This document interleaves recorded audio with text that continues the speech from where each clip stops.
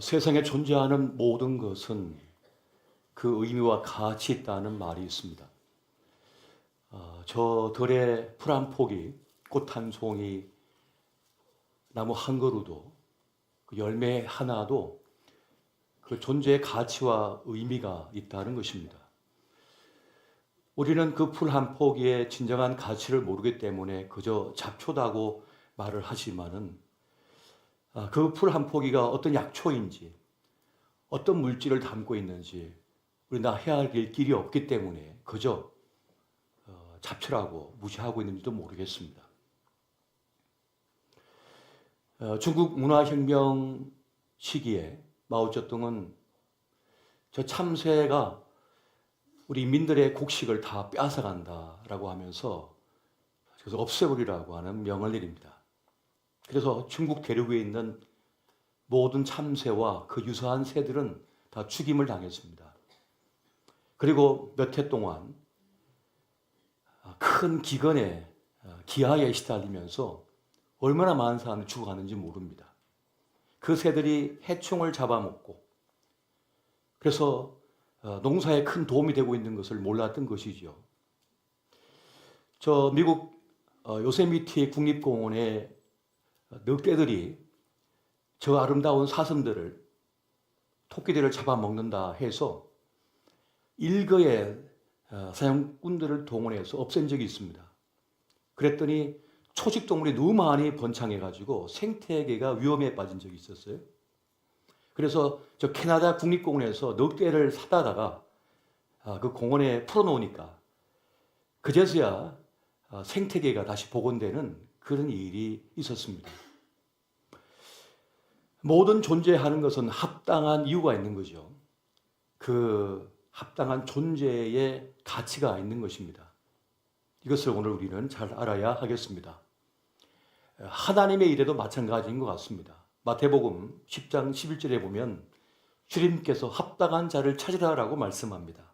어떤 성이나 마을에 들어가든지 그 중에 합당한 자를 찾아내어 너희가 떠나기까지 거기서 머물라.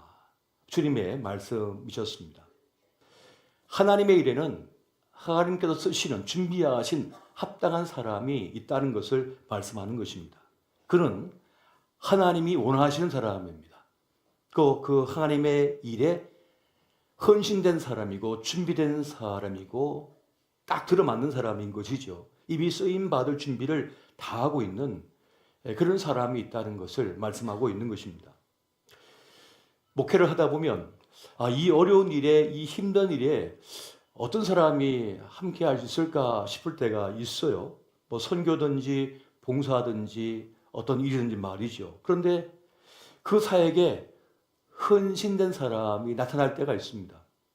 누가 일을 할 것인가 싶은데 그 일을 하겠다고 나서는 사람들이 있다는 것입니다. 오늘 우리 모두가 하나님의 일에 합당한 주님의 사람 되시기를 예수 이름으로 축원드립니다. 하나님의 때에, 하나님의 시간에 준비된 하나님의 사람이 있다는 것입니다. 그렇게 무슨 일이든지 딱 맞는 사람, 합당한 사람을 만나는 것이 그렇게 중요한 것입니다. 하나님께도 딱 맞는 사람이 있다는 것을 성경은 기록하고 있습니다. 사무엘 선지자는 이제 사울 왕을 이어서 기름 부을 받을 사람을, 그 왕으로 세울 사람을 이제 찾고 있었습니다. 하나님의 명에 따라 이새의 집에 들어가죠. 근데 그곳에서 아주 출중하게 보이는 엘리압을 보면서 마음속으로 생각합니다. 여호와께서 기름 부으실 자가 바로 앞에 있도다 라고 생각을 합니다. 근데 그때 하나님께서 사무엘 선지자에게 그렇게 말을 하죠. 너는 그의 용모와 키를 보지 말라. 내가 이미 그를 버려놓으라. 사람은 외모를 보거니와 나 여호와는 중심을 보느니라 라고 말씀합니다. 사람은 그 사람의 겉모습, 그의 신장을 보고 외모를 보고 그의 소유한 것을 보고 그의 실력을 봅니다만 주님은 그것을 넘어서서 그 중심을 보고 계시다라고 말씀하시는 것입니다. 하나님께서는 그 집의 막둥이, 다윗을 마음에 들어 하셨습니다. 사도행전 13장 22절 보면 이렇게 말씀하죠. 내가 이새의 아들 다윗을 만나니 내 마음에 꼭 합한 자라. 내가 그에게서 내 뜻을 이루게 하리라. 주님 마음에 딱 들어맞았다는 거예요. 합당한 자라는 거예요. 그래서 이 다윗을 통하여 하나님의 위대한 일들을 펼쳐가겠다라고 지금 말씀하고 계시는 것입니다. 모세는 40일 동안 시내산에서 주님과 함께 있으면서 성막을 어떻게 만들어야 하는지 설계도를 받게 됩니다. 그리고 이제 산에서 내려올 때 과연 이 거룩한 일을 누가 과연 할 수 있을까? 이 복잡한 것을 누가 만들어낼 수 있을까라고 고민하게 되죠. 근데 주님께서 그것을 아시고 이미 준비된 사람, 쓸만한 사람, 딱 맞는 사람, 합당한 사람이 누구인지를 알려주시는 것을 보게 됩니다. 여러분 출애굽기 31장 1절에서 6절 말씀을 우리 같이 한번 다 같이 보겠습니다. 시작. 여호와께서 모세에게 말씀하여 이르시되 내가 유다 지파 훌의 손자요 우리의 아들인 부살레를 지명하여 부르고 하나님의 영을 그에게 충만하게 하여 지혜와 총명과 지식과 여러 가지 재주로 정교한 일을 연구하여 금과 은과 노수로 만들게 하며 보석을 까가 물리며 여러 가지 기술로 나무를 새겨 만들게 하리라. 내가 또 단지파 아이사막의 아들 오리압을 세워 그와 함께 하게 하며 지혜로운 마음이 있는 모든 자에게 내가 지혜를 주어 그들이 내가 내게 명령한 것을 다 만들게 할지니. 아멘. 무슨 말씀입니까? 하나님이 준비한 사람이 반드시 있다. 분명히 있다. 이것을 지금 말씀하고 있는 것입니다. 하나님께서 뜻을 세우시고 원하신다면 준비된 사람이 있고 준비된 재원이 있다라고 지금 말씀하고 있는 것입니다. 사람도 얼마든지 있고 재정도 얼마든지 있다. 이것을 지금 말씀하고 있는 것이죠. 따라서 우리는 함부로 우리의 짧은 생각으로 하나님과 하시는 일을 단정 짓지 말아야며 하나님의 가능성을 제한하지 말아야 할 것입니다. 하나님은 무에서 유를 창조하신 분이시죠. 하나님께서는 없는 것을 있게 만드시는 그러한 하나님이시라는 것입니다. 하나님의 계획은 한치의 오차도 없고 실수도 없음을 믿으시기 바랍니다. 지금은 막막하고 무슨 일인가 싶지만은 세월이 흘러 보면은 모든 것은 이유가 있습니다. 뜻이 있는 것이고 하나님의 목적이 있다고 하는 사실을 깨닫게 되는 것입니다. 자, 그렇다면 하나님께서 원하시고 또 기뻐하시는 합당한 사람의 모습은 어떤 것일까요? 오늘 부살레고 올리밥의 모습을 보면 이렇습니다. 성령 충만, 지혜 충만, 총명 충만, 지식 충만, 재주 충만하다는 것을 알 수가 있습니다. 그런데 여기서 유심히 보게 되면 순서가 있어요. 성경은 보면 항상 중요한 것을 앞서 기록하는 그런 형식을 취하고 있습니다. 사람이든지 어떤 일이든지 먼저 나와 있는 때는 앞장서 있는 게 중요하다는 뜻이 되는 것입니다. 제일 먼저 뭐가 나오고 있습니까? 바로 성령 충만함이라고 말씀해 주고 있습니다. 성령 충만은 무엇을 말하는 것입니까? 하나님의 영에 사로잡혀 있다는 거예요. 하나님의 영의 이끌림을 받고 있다는 거죠. 성령의 장악을 당하여 인도함을 받고 있다는 것을 말씀하고 있는 것입니다. 하나님의 영이 임한 사람인 거예요. 하나님의 영이 그를 주도하고 이끌어가고 있는 그런 사람이 성충만의 사람이라는 것입니다. 두 번째 지혜는 뭡니까? 잠언을 보게 되면 그 지혜의 장인 이 잠언을 보게 되면은 그 잠언에서는 지혜로운 사람의 궁극적인 모습은 하나님을 경외할 줄 아는 사람이라고 말씀하고 있습니다.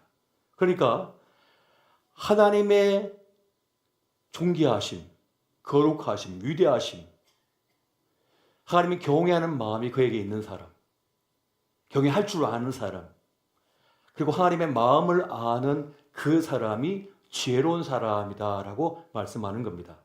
그럼 총명은 뭘까요? 총명한 사람은 통찰력이 있는 사람입니다. 영적인 통찰력이 있는 사람을 말하는 것이에요. 전체를 보는 눈이 있는데 믿음의 눈으로 영적인 시각으로 전체를 볼 수 있는 사람입니다. 그리고 깊이 있게 볼 수 있는 사람이에요. 그 사람이 바로 총명한 사람, 통찰의 사람이라고 말씀하는 것입니다. 신의식이 있는 거죠. 하나님을 인지하면서 살아가는 사람이고, 그리고 영적인 논리, 믿음의 논리로 볼 줄 아는 사람, 그가 바로 이 총명한 사람이라는 것입니다. 그 다음에 지식과 저주는 무엇을 말하는 것입니까? 그 일을 해낼 수 있는 전문 지식과 실력을 가진 사람이라는 거예요. 그러니까 준비된 사람을 주님께서는 이미 아시고 부르신 겁니다. 부살렐과 오홀리압이 있으니 그들을 사용하라. 내가 그들에게 성령 충만함을 주겠고 그들에게 지혜를 주고 총명을 줄 것이다 라고 말씀하시면서 이미 준비된 그들을 주님께서는 사용하라고 말씀하신 겁니다. 그래서 그 거룩한 하나님의 장막이, 성막이 만들어지게 되었던 것입니다. 오늘 본문의 말씀을 보면 아브라함은 자신의 가장 신실하게 믿는 종인 엘리에셀을 자기 사랑하는 아들 이삭의 신부감을 찾는데 이제 명내려서 보내게 됩니다. 이 가나안 쪽에서 아내를 구하지 말고 신부감을 구하지 말고 내 고향 땅에 가서 그 고향 땅에서 이 이삭에게 가장 맞는 신부감을 구해오라는 그런 명을 내리는 것이죠. 그래서 아브라함의 종인 엘리에셀은 낙타를 타고 그 먼 길을 여행을 떠나게 됩니다. 그리고 드디어는 그 고향 땅에 와서 이제 우물가에서 기도를 하는 겁니다. 하나님, 우리의 주인인 아브라함의 아들인 이삭의 가장 알맞은 신부감을 만나게 해달라는 기도를 합니다. 그러면서 조건을 제시하죠. 나에게 물을 마시우고 낙타에게까지 물을 마시게 하는 그런 소년을 만나게 되려고 기도를 합니다. 그런데 왜 이런 조건을 내세울까요? 쉬운 일이 아니기 때문입니다. 어려운 일이기 때문에 그러합니다. 여러분, 우물가는 늘 사건, 사고가 있는 자리입니다. 사막 지역에서 물은 가장 중요한 거니까요. 그 물을 얻기 위하여 경쟁을 하고 다툼을 하고 갈등이 일어납니다. 그리고 어두워지는 때에는 위험한 때죠. 특히 소녀에게는요. 이 여자가 부족한 사막 지역에서는 늘 아름다운 소녀들은 납치의 대상이 됩니다. 어딘가로 끌려가죠. 그래서 신변의 위협이 있기 때문에 나그네를 될 수 있으면 만나지 않으려고 하고 선대하라고 했지만, 나그네에게 선대하라고 했지만 두려운 일이 되는 것입니다. 빨리 내 물만 떠가지고 가야 되는 거예요. 왜? 더 어두워지니까. 오늘 말씀을 유심히 보게 되면 이 아름다운 소년인 리브가를 이제 이 엘리에셀이 만나게 되죠. 이 물동이를 물을 떠가지고 가고 있는데, 이미 가고 있는데, 성에 들어가고 있는데 물을 달라고 하잖아요. 그러면 우물 저기 있어요 라고 얘기하면 되는 거 아니에요. 그런데 그 물동이를 받쳐가지고 물을 마시도록, 편하게 마시도록 이 노인에게 물을 공급합니다. 그리고는 스스로 나서가지고 그 지친 낙타들에게 물을 마시겠다고 하면서 굳이 물가로 가서 다시 물을 길러요. 여러 차례 물을 길러가지고 그 낙타에게 충분하게 물을 먹입니다. 우리나라에 있는 옛날 우물하고 또 다르죠. 사실 사막 지역의 우물은 그냥 직선으로 파가지고 된 게 아닙니다. 이렇게 경사가 지기도 하고 또 휘어지기도 하고 그리고 아주 깊어요. 그 물을 기르는 게 쉽지가 않습니다. 그런데 여러 차례 물을 길어가지고 충분히 낙타에게 먹이는 그 모습을 보게 됩니다. 무슨 말입니까? 리브가는 하나님의 영이 임한 사람이에요. 나그네를 선대하라고 하는 하나님 말씀을 순종하는 그 믿음의 모습을 보여주고 있는 거죠. 그리고 그 초췌한 노인의 불쌍한 모습 보고 차마 외면할 수 없어 돌봐주고 있었던 거죠. 그리고 지친 낙타까지도 배려하는 그 모습을 우리가 보고 있는 것입니다. 그렇게 남을 넉넉하게 보살피고 배려하고 친절하며 돌봐주었던 리브가는 이삭의 아내가 되는 축복을 누리게 되었습니다. 여러분, 축복은 그냥 흘러오지 않지요.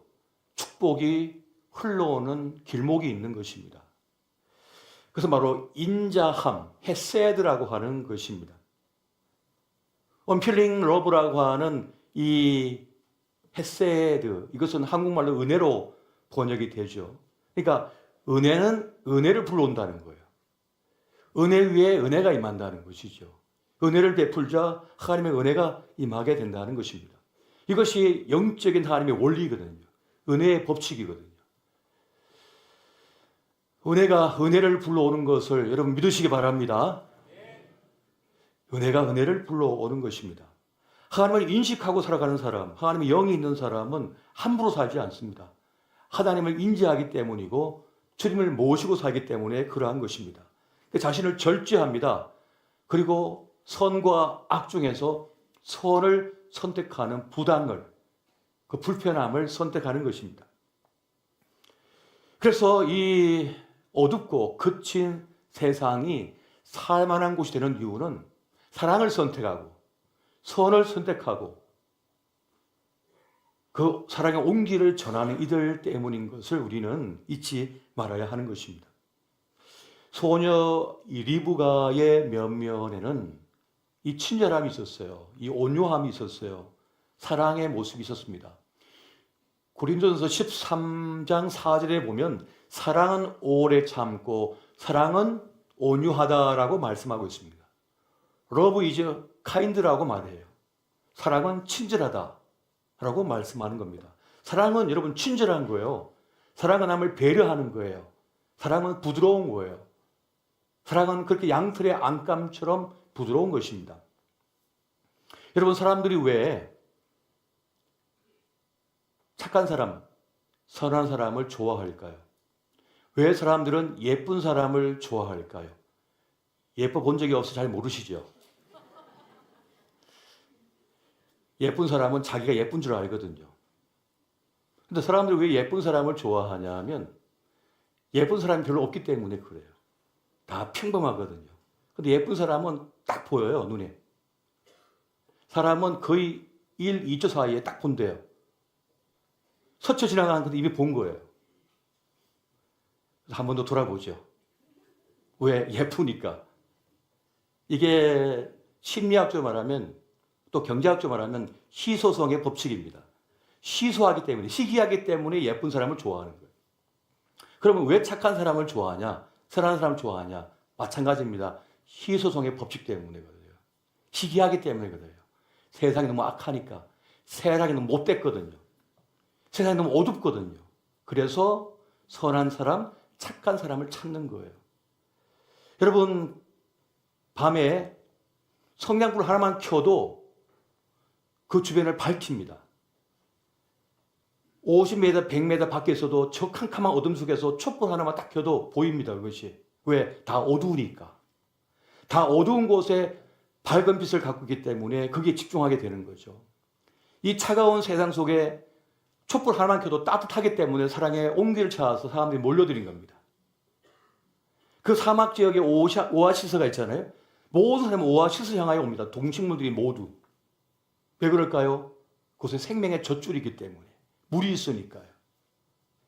사막에 물이 희귀하잖아요. 석유보다 더 비싸요, 물이. 희귀하기 때문인 것입니다. 사람들이 교회를 찾는 이유도 여기에 있는 것입니다. 적어도 교회에는 착한 사람들이 있을 것이다. 적어도 교회에는 선한 사람들이 있을 것이다.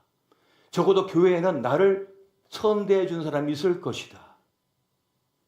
나를 보호해주고, 나를 아껴주고, 위로해주고, 사랑해줄 사람이 있을 것이다 라고 한 기대 때문에 교회를 찾아오는 거예요. 교회를 찾아오는 이유가 여기에 있는 것입니다. 그 기대감 때문인 것이죠. 난 이렇게 못났고 보잘것없지만 적어도 교회는 나를 박대하지 않을 것이다. 아껴줄 것이다 라고 하는 그 기대감 때문에 교회를 찾아오는 거예요. 이 거친 세상, 이 험악한 세상, 이 차가운 세상 속에서 그래도 온기가 있으니까, 진리의 빛을 비추고 있으니까 저거 나를 보호해 주겠지, 아껴 주겠지 하는 마음을 가지고 교회를 찾아오는 것입니다. 그래서 여러분, 교회는 이 세상 속에서 대체 불가한 사랑의 공동체가 되어야 합니다. 대체 불가능한 공동체가 바로 교회라고 하는 공동체예요. 세상과 전혀 달라야 되는 거거든요. 세상과 다른 모습을 만날 수 있어야 되는 거예요. 사실 교회는 특별한 곳입니다. 교회는요, 세상에서 전혀 만날 수 없는 사람을 만나요. 사람이 친구를 만나 다 성향이 비슷한 사람, 좋아하는 사람 만나잖아요. 혹은 동창들을 만나잖아요. 같은 직업군을 만나잖아요. 근데 교회는 온갖 사람이 다 있어요. 교회가 아니고서는 상종하지 못할 사람들. 나는 원래 네모를 좋아하는데 옆에 보니까 세모가 앉아 있어요. 한번 보세요, 옆에 세모지. 옆에 보니까 또 동그라미가 앉아 있는데, 나 원래 네모를 좋아하는데. 교회는 전혀 만날 수 없는, 상종할 수 없는 사람들을 교회에서 만나게 된 거예요. 하나님 그렇게 만나게 하신 거죠, 우리를. 그 특별한 인연, 특별한 만남을 통해서 우리 인생의 변화가 일어납니다. 우리 인생의 기적이 일어나는 거예요. 새로운 차원의 길이 열려지게 되는 거예요. 그 만남 때문에. 그래서 교회에서 배우자를 만나잖아요. 좋은 친구를 만나잖아요. 평생 동지를 만나잖아요. 놀라운 일이 아닐 수가 없는 것입니다.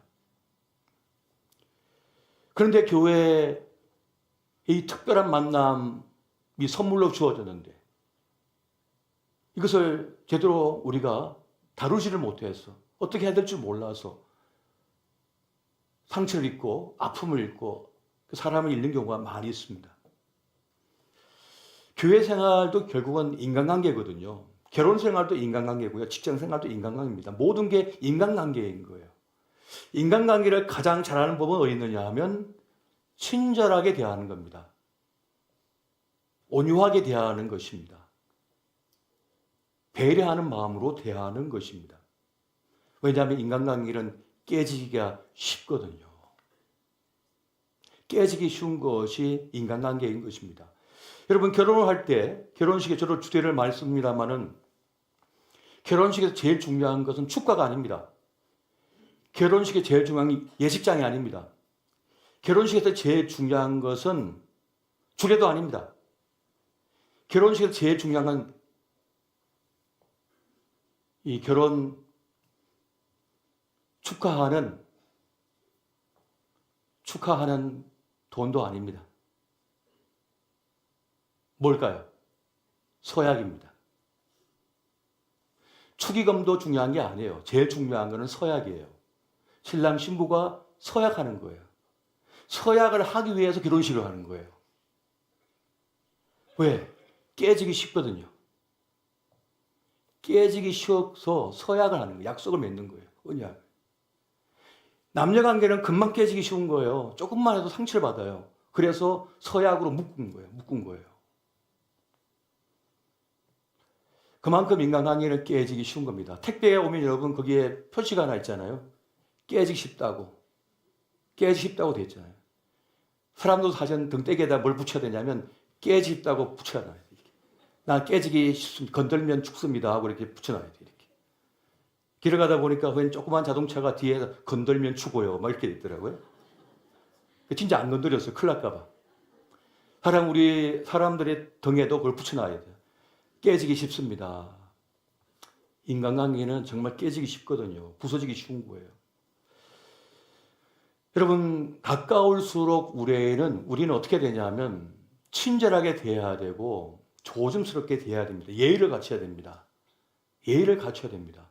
사랑하는 내 아들, 딸이라도 들어갈 때는, 그 방에 들어갈 때는 똑똑똑 하고 예의를 갖춰야 돼요. 아들이라도 딸이라도. 내가 낳았지만 예의를 갖춰야 되는 거예요. 무례하게 말을 하면 안 됩니다. 함부로 말을 해서는 안 되는 거예요. 불같이 사랑해서 결혼하는 부부도 가장 가깝기 때문에 예의를 지켜야 됩니다. 존중을 해야 됩니다. 함부로 말을 해서는 안 돼요. 무례하게 말을 해서는 안 돼요. 절대로. 더 존중해야 되는 거예요. 사랑한다면 사랑의 깊이만큼 더 조심스럽게 다뤄야 되는 거예요. 그게 진짜 사랑인 거예요. 우리 친구 아이가 그러면 더 예를 갖춰야 돼요. 친구한테. 온갖 얘기 다 하면 안 된단 말이에요. 그의 자존심을 긁거나 그의 존엄을 갖다 훼손하는 말을 해서 안 돼요. 근데 술 한잔 하다가 대포치기 하다가 갑자기 큰일, 끔찍한 일이 벌어지잖아요. 왜 그렇습니까? 그 사람의 존엄을 훼손했기 때문입니다. 술 한잔 먹으니까 뇌가 마비가 돼가지고 온갖 말을 다 던지거든요. 그러면 전에는 그걸 견딜 수 있는 내적인 힘이 있었는데 술을 먹으니까 뇌가 마비가 돼가지고 그걸 어떻게 할 수 없는, 조절할 수 없는 상태가 되니까 온갖 말을 던지고 그걸 받아주지 못하다 보니까 거기서 끔찍한 일이 발생하는 거예요. 할 일도 많고 해놓은 것도 많고 계획도 많았는데 그날 하루로 끝났어요. 깨지기 쉬운 것이 인간관계인 것입니다. 친절하다는 건 뭘 말하는 겁니까? 소중히 다룬다는 걸 말하는 겁니다. 사랑한다는 것은 소중히 다룬다는 것을 말하는 것이에요. 여러분, 다른 사람의 단점, 약점, 문제를 비난한다고, 공격한다고 해서 내가 인정받는 게 아닙니다. 엄마 아빠가 말싸움을 막 하면서 서로 막 공격합니다. 온갖 얘기를 다 하는 거죠. 그럼 거기에 아들, 딸이 앉아가지고 아빠 위너 하지 않아요. 아빠 이겼다 하지 않아요. 박수 쳐주지 않아요. 상처만 받죠. 이긴 데는 무슨 소용입니까? 다 패배자인데. 그 아이들 앞에서 진짜 싸우는 모습을 보여줘서는 안 되고, 만약 싸웠다 하더라도 사과하는 모습을 보여줘야죠. 여보, 아까 내가 미안했어요. 내가 정말 미안해. 라고 하는 말을 반드시 아이들 앞에서 보여줘야 되는 거예요. 아, 싸웠지만 화해했구나. 엄마 아빠가 화해했구나. 다시 관계가 이어졌구나 하는 걸 보여줘야 되는 거예요. 그래야 아이가 안심을 하고 잠을 잘 수가 있는 거예요. 안 그러면 무의식 속에 잠자는 동안에도 꿈속에서 고통을 느껴요. 내 인생 지진이 일어났구나 지금. 내 인생의 바탕은 엄마 아빠인데 지금 내 인생 지진이 일어났구나 하면서 무의식 속에는 고통과 절망을 계속 되새김질하고 있는 거죠, 아이들이. 그만큼 인간관계 깨지기 쉬워서 잘 다루어야 되고 조심해야 되는 것입니다. 여러분, 재주가 아닙니다. 돈이 아닙니다. 덕치가 제일 강한 겁니다. 덕스러움이 제일 강한 거예요. 우리는 선을 선택할 수 있어야 됩니다. 간혹 교회에서 주님을 기쁘시게 한다는 명목으로, 교회 일을 한다는 명목 때문에, 당위성 때문에 다른 교인들에게 함부로 말하는 분들이 있어요. 나는 뭐 하나님을 기쁘시게, 사람 기쁘게 하려고 하지 않아. 웃기는 말이죠. 작은 소자에게 한 것이 곧 하나님께 한 것이라고 그랬거든요.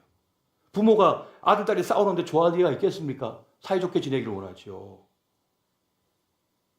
서로 조심스럽게 돌보면서 함께 가야만 하는 것입니다. 여러분, 우리는 무엇이든지 살리는 쪽으로 가야 됩니다. 한번 따라해 보십시오. 무엇이든지 살리는 쪽으로 가야 한다. 우리 자녀를 살리고, 우리 가정을 살리고, 교회를 살리고, 우리 남편 살리고, 아내를 살리고, 이 나라 대한민국도 살리고 하는 쪽으로 그렇게 우리가 나아가야 된다는 것입니다. 세상은요, 우리의 사랑, 우리의 용서, 우리의 친절, 우리의 배려를 보고 하나님을 경험하는 거예요.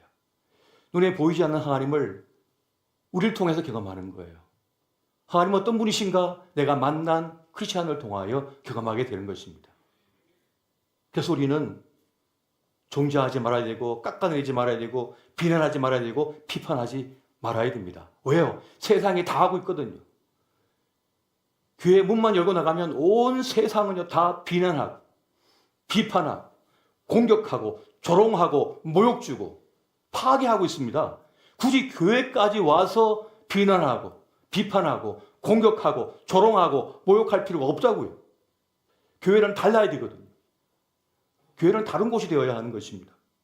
그것이 바로 교회의 힘입니다. 힘. 교회의 특별함이 되는 것이에요. 여러분, 사랑은 허다한 죄를 덮는다고 그랬습니다. 사람을 살리는 것은 사랑입니다.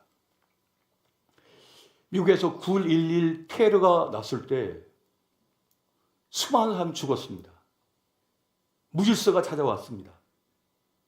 그런데 TV에서 신문에서 비춰주고 있는 모든 것은 소방대원들과 시민들의 헌신, 희생, 그 영웅진 모습을 계속 비춰줘요. 그런데 사실 그때는 많은 사람들이 상점을 털고 남의 지갑 훔쳐가는 일이 일어났었어요. 근데 기자들이 그걸 보도를 하지 않습니다. 방송신문에서 보도하지 않습니다. 아니, 신문은 공정해야 되잖아요. 뉴스는 정확해야 되죠. 좋은 거 나쁜 거 다 보여줘야지. 왜 그렇게 합니까? 그런데 그렇게 하지 않았지요. 왜요? 지금은 그럴 때가 아니거든요. 지금은 살려낼 때거든요. 탕자가 집에 왔습니다. 형이 얘기합니다. 아버지한테. 아버지, 저놈은 말이죠. 아버지 사람을 다 말아먹은 놈이에요. 저런 거지를 왜 봐드립니까? 근데 아버지는 그 돌아온 탕자를 품에 안고 볼을 비비고 뽀뽀를 하고 자기 옷을 벗어서 입혀주고 가락지를 빼서 끼워주고 잔치를 벌이죠. 정죄하지 않습니다. 비난하고 비판하지 않습니다. 왜? 사랑하니까. 그 사랑이 탕자를 다시 정상적으로 만들고 살려낼 수 있었거든요. 오늘 교회가 해야 할 일이 뭡니까? 세상과 똑같이 비난하고 비판하고 조롱하고 모욕줘야 됩니까? 교회는 그런 곳이 아닙니다. 교회는 다른 시선으로 바라봐야 되거든요. 다른 가치로 살아내야 되거든요. 오늘날 우리 조국 대한민국을 바라보면서 똑같이 해야 됩니까? 이미 온 세상이 다 하고 있습니다. 교회에서는 불쌍히 여기는 거예요. 연민의 마음을 가지는 거예요. 안타까운 마음을 가지고 보는 거예요. 저 무한 공항의 참사를 보면서 안타까운 마음을 가져야 되는 거예요. 보상금 많이 받았겠다. 아들 때문에 팔자 고쳤네. 이런 악한 말이 어디 있습니까? 저 세월의 참사를 보면서